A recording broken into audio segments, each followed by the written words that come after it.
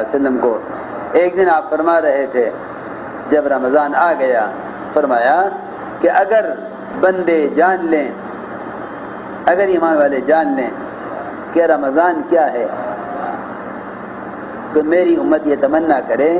کہ پورے سال کے لیے رمضان ہوا کرتا،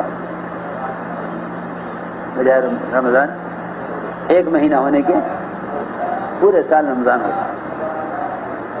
میری امت تمنا کرتی کہ پورا سال رمضان کا مہینہ ہوتا۔ خزاعہ کے ایک آدمی نے عرض کیا کہ اے اللہ کے نبی صلی اللہ علیہ وسلم بیان تو فرمائیے کہ رمضان میں کیا ہوتا ہے۔ آپ نے فرمایا کہ جنت کو سجایا جاتا ہے پورے سال رمضان کے اہتمام کے لیے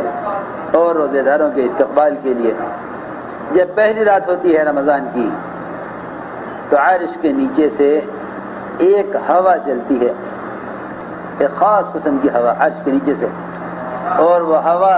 جنت کے درختوں کے پتوں کو اس انداز سے حرکت دیتی ہے، اس انداز سے حرکت دیتی ہے کہ حوریں، بڑی بڑی آنکھوں والی حوریں اس آواز کو سنتی ہیں اور کہتی ہیں اے ہمارے رب، اے ہمارے رب، اس مہینے میں جو لوگ روزہ رکھیں تو انہیں ہمارے شوہر بنا دے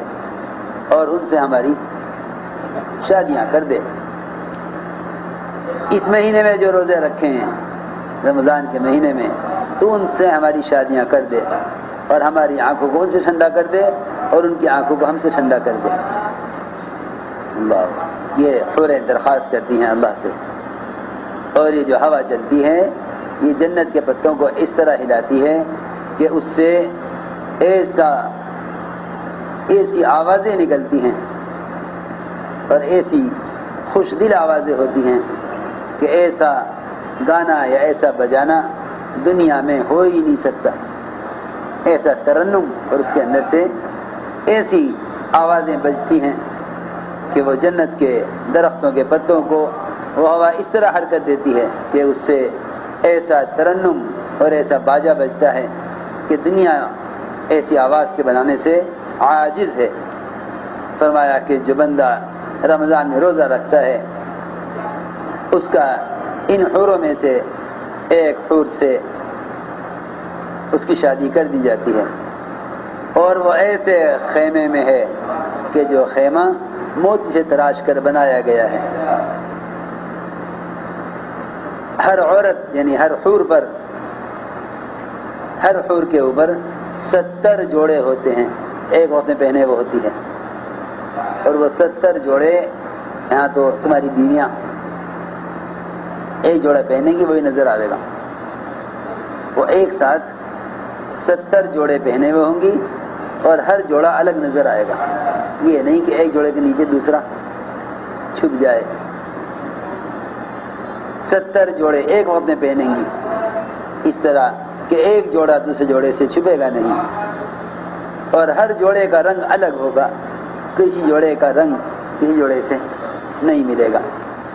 اور ہر حور کو 70 طرح کی خوشبو دی جائے گی، ہر خوشبو کا رنگ الگ ہوگا، ہر خوشبو کی خوشبو الگ ہوگی، اور ہر حور کے ساتھ 70,000 ہر حور کے ساتھ 70,000 باندیاں ہوں گی اس کی ضرورت پورا کرنے کے لیے۔ کیا مزے ہیں، کتنی بیویاں، کتنی باندیاں، 70,000 باندیاں اس کی خدمت کے لیے، اور اس روزے دار کے لیے، اس حور کے شوہر کے لیے 70,000 غلام ہوں گے، اور ان سب غلاموں کے ہاتھ میں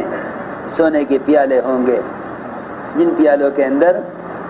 ایسے کھانے ہوں گے کہ اگر پہلا لقمہ ایک پیالے میں سے لو تو آخری لقمے کا مزہ پہلے لقمے سے مختلف ہوگا۔ یہاں ایک پلیٹ میں ایک کھانا، وہاں ایک پیالے میں ایک لقمہ پہلا لو، آخری لقمے تک ہر لقمے کا مزہ پہلے لقمے سے مختلف ہوگا، جو مزہ دوسرے لقمے کا ہوگا پہلے لقمے کا نہیں ہوگا،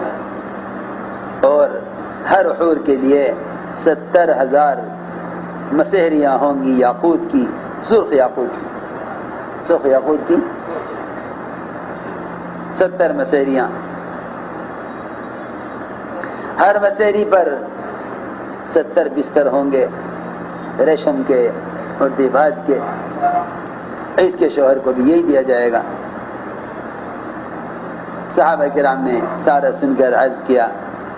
کہ یہ کس کے لیے ہے؟ فرمایا یہ سارا کچھ صرف اس شخص کے لیے ہے جو رمضان میں روزہ رکھے، باقی تلاوت کے، نمازوں کے، ذکر کے، سخاوت کے، خرچ کرنے کے،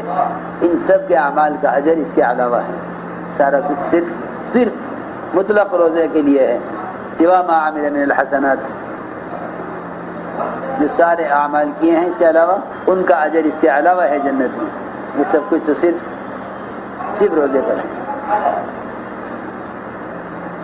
اللهم صل على سيدنا مولانا محمد وعلى آل سيدنا مولانا محمد كما صليت على إبراهيم وعلى آل إبراهيم إنك حميد مجيد.